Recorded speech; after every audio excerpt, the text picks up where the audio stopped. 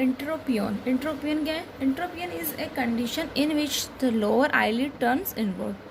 मतलब एक कंडीशन है इसके अंदर आईलिड अंदर की तरफ टर्न हो जाती है। देखो इस डायग्राम में आईलिड कैसे अंदर की तरफ चिपक गई है, अंदर की तरफ टर्न हो गई, तो अपन इसको बोलते हैं इंट्रोपियन। ठीक है।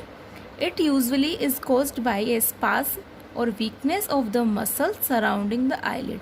मतलब मोस्टली ये क्यों होती है? कोई स्पास्म हो गया हो, ठीक है, जो सराउंडिंग आईलिड की जो सराउंडिंग जो मसल्स है उसमें अगर वीकनेस है तो उस वीकनेस की वजह से जो आईलिड है वो अंदर की तरफ इन्वर्ट हो जाती है। मोस्टली आप बहुत एज ग्रुप में देखोगे जिसकी 60-70 के अबो एज होती है, उन लोगों में मोस्टली ये पाया जाता है कि जो उनकी आईलिड से उनकी मसल्स कैसे वीक हो जाती है, तो या तो अंदर की तरफ इन्वर्ट हो जाती है या आउटवर्ड मतलब बाहर की तरफ आउटवर्ड हो जाती है। तो अंदर की तरफ जो इन्वर्ट होती है उसको अपन बोलते हैं एंट्रोपियन। फिर एक कॉजेज जैसे मैंने बताया था एजिंग, मतलब एज की जैसे जैसे एज बढ़ती हुई जाती है तो आईलिड के सराउंडिंग मसल्स क्या वीक होती हुई चली जाती है। प्रीवियस सर्जरी या पहले से वहाँ पर कोई सर्जरी हो रखी हो तो उसकी वजह से भी इंट्रोपियन होने के चांसेस हो सकते हैं। आई इन्फेक्शन, कोई भी इन्फेक्शन हो उसकी वजह से भी, या बर्न हुआ हो, या बर्थ, या फिर बर्थ डिफेक्ट मतलब जन्म जाती उसको इस प्रकार का कोई माल फंक्शन है तो भी ये हो सकता है, या इन्फ्लामेशन, वहाँ पर कोई इन्फ्लामेशन हुआ हो तो उसकी वजह से भी आईलिड है वो अंदर की तरफ क्या टर्न हो जाती है। फिर है sign and symptoms. Epiphora, watering from the eye, मतलब बहुत ज़्यादा आंसुओं का बाहर आना, बहुत ज़्यादा टीयरिंग होना एपिफोरिया कहलाता है। इसमें रेडनेस होना, irritation and pain in the eye, eye में क्या दर्द बहुत ज़्यादा होगा, उसमें बहुत ज़्यादा इचिंग होगी, बहुत ज़्यादा इरिटेशन होगी, ठीक है, और उसी की वजह से भी रेडनेस के होने के चांसेस बढ़ जाते हैं। फिर टर्निंग इन आईलिड, मतलब आईलिड कैसे टर्न हो जाती है, अंदर की तरफ टर्न हो जाती है। तो क्या पढ़ा अपन ने साइन एंड सिम्टम्स में? एपिफोरिया हुआ, रेडनेस हुआ, इरिटेशन होगा, पेन होगा, और आई कैसे अंदर की तरफ टर्न हो जाएगी। तो ये आपके हो गए साइन एंड सिम्टम्स। फिर अपन पढ़ेंगे treatment. Treatment involve surgery which restore the eyelid to normal position, protect the eye. मतलब ट्रीटमेंट में क्या इन्वॉल्व है? सर्जरी इन्वॉल्व है। इसमें क्या करते हैं कि आई की जो आईलिड होती है उसकी सर्जरी करते हैं और उसके माध्यम से आई को प्रोटेक्ट किया जाता है, उसको नॉर्मल वापस उसी पोजीशन में लाया जाता है जिस पोजीशन में वो पहले थी। ठीक है, तो सर्जरी के माध्यम से आई उसका ट्रीटमेंट किया जाता है। Surgical management corrects the underlying problem and may include the resection of the orbicularis muscles, resection of the wedge of excessive tissue from the eyelid। मतलब सर्जिकल मैनेजमेंट के माध्यम से जो प्रॉब्लम हुई है उसको अपन सही करते हैं।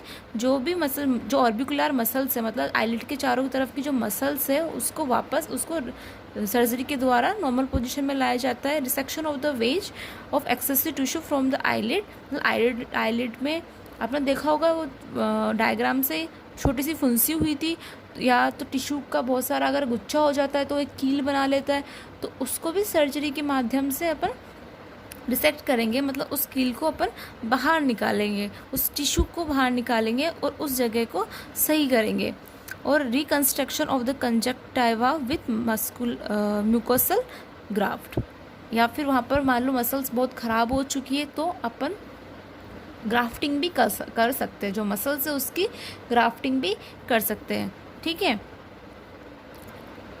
मतलब पहले तो उस जो टिश्यू है उसको बाहर निकालेंगे, जो एक्सेसिव टिश्यू बढ़ गया है उसको बाहर निकालेंगे, मसल्स को ठीक करेंगे। फिर भी अगर ठीक नहीं हो रहा है तो अपन ग्राफ्टिंग के माध्यम से, ठीक है, ग्राफ्टिंग के माध्यम से अपन उसको वापस से उसी पोजीशन में ला सकते हैं, उस मसल्स को उसी पोजीशन में वापस से ला सकते हैं। फॉर टेम्पररी स्पास्टिक एंट्रोपियन, बोtulinum toxin Botox injection to lower lid can be considered.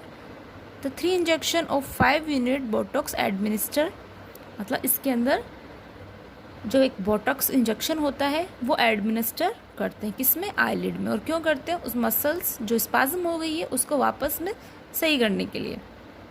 ठीक है, और कहाँ पर वो जो लोअर लिड है उसमें एडमिनिस्टर किया जाता है। 3 इंजेक्शन करेंगे एडमिनिस्टर, और कितना क्वांटिटी कितनी होगी? 5 यूनिट बोटॉक्स इंजेक्शन की 5 यूनिट एडमिनिस्टर करते हैं, लेटरल साइड से, मीडियल साइड से और सेंट्रल साइड से।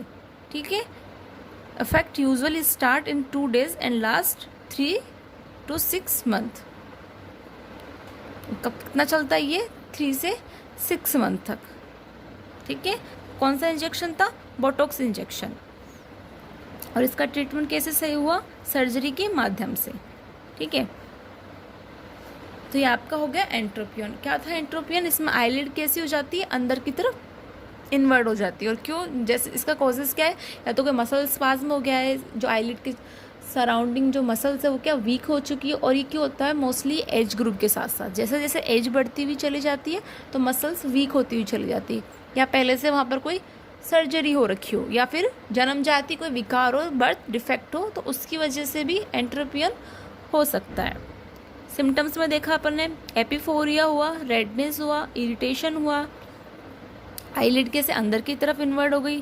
और ट्रीटमेंट में अपन ने सर्जिकल ट्रीटमेंट किया है। ठीक है, तो ये आपका ये टॉपिक कंप्लीट हो गया।